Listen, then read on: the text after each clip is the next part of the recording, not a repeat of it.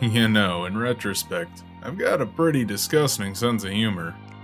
I love the tired trope of a character getting absolutely shit on by the universe they inhabit, while pairing it all with a sense of optimism since it mimics our own meaningless struggle for existence in the void of time and space. Sorry, I let my nihilism slip out there a bit. But something about someone constantly hoping for the best against the odds, and ending up as the butt of the joke, just fits my sensibilities. And that's where today's show comes in. Machikado Mazoku, or the demon girl who lives next door. Is it good? Let's dive right in to see.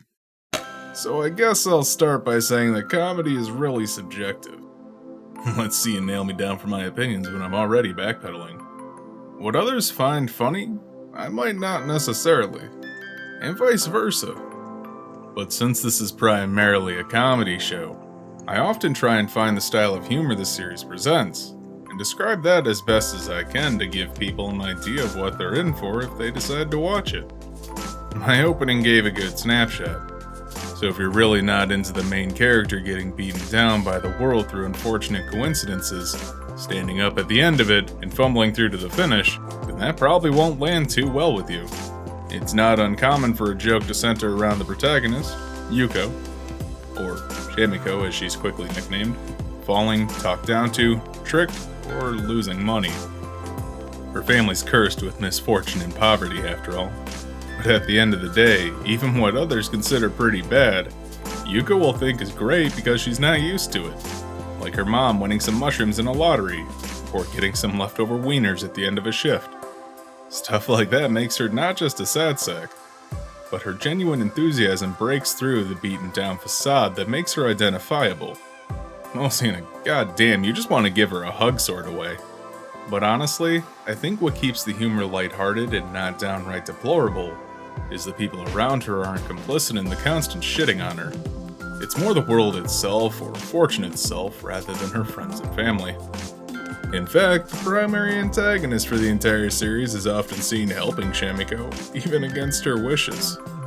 We're introduced to her by saving Shamiko's life, helping her train to get stronger, and even give her food or support.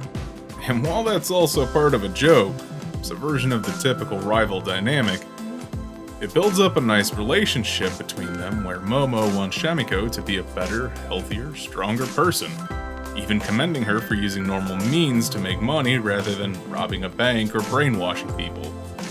It's a double-edged sword of funny and cute, where the humor works in a comedic sense, and grows the characters as a result. That's probably the best way to write a comedy series, since it then serves a purpose for the narrative the show is putting forward. So bonus points for that. Not to mention all the sight gags the show packs in that you may not even notice on your initial viewing. Like the name of this household with this dog being named Big Imposing Dog. Or these two girls using cans on a string to play telephone randomly in class. That adds some flair to punch up the laughs per minute in a way that fits with the show's wacky universe. I could go into all the tropes the show subverts, but I feel like that would be a disservice to this series. But whatever you think when it comes to magical girls, this basically takes those notions and throws them out the window, poking fun at them in a way that you don't need an intricate knowledge of said tropes to enjoy, but knowing them may give you a better appreciation for what the show is going for here. Characters are one of my favorite things about this series too.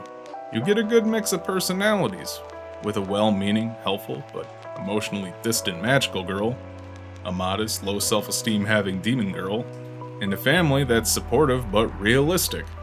They want Shamiko to succeed, but they're not expecting much. They have pretty reasonable goals too. Like Shamiko doesn't want to take over the world, she just wants to break the curse on her family so she could maybe not live in crippling poverty.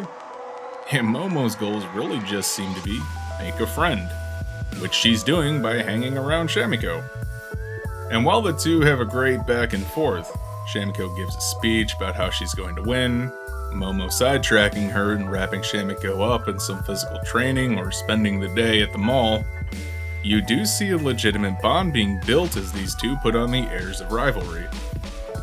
That's cute, honestly. So let's talk animation, because that's a big part of anime. In fact, it's where the name comes from. Cheekiness aside, the animation here is pretty bare bones. On a project like this, a small little seasonal comedy show that's not massively well known or hyped up, it gets the job done. The art aesthetic is decent enough with attractive models. I really like the way they look. Shamiko's horns are fucking adorable, and Momo's cute in a kudere sort of way. But the show gets away with bare bones backgrounds and stylized movements. This gives a cheap sort of look, but doesn't necessarily look bad or reflect poorly on the final product. Most of what the show is going for is to look cute, and hit its comedy punches when it needs to. So while the meat of the show is close-ups of characters emoting to the camera, or long shots of two talking, a lot of the more visually engaging action is given some effort, like transformation scenes. You may also notice visual jokes are often done in a chibi style, which is a bit easier to animate due to the less complex models and shading. It's an effective way to cut corners that doesn't negatively impact your impression of the series. So is Machikado Mazoku good? Well, with solid comedy, good characters, and some passable animation, the show appeals to me. A lot even. So I'm saying yes. If you don't like particularly mean humor that picks on a character endlessly, or playing Where's Waldo with silly sight gags, then this won't appeal to you. But if you like that, or stomach it at least for some cute girls becoming friends when they should be enemies, then it's worth a look. Even if you don't like the humor here, I think most can at least enjoy the interesting take on the magical girl genre, and the story this series puts forth. Hey, you made it to the end of the video! Don't forget to like, comment, subscribe, and do all that other YouTube stuff, because that really helps me out. Thanks for watching.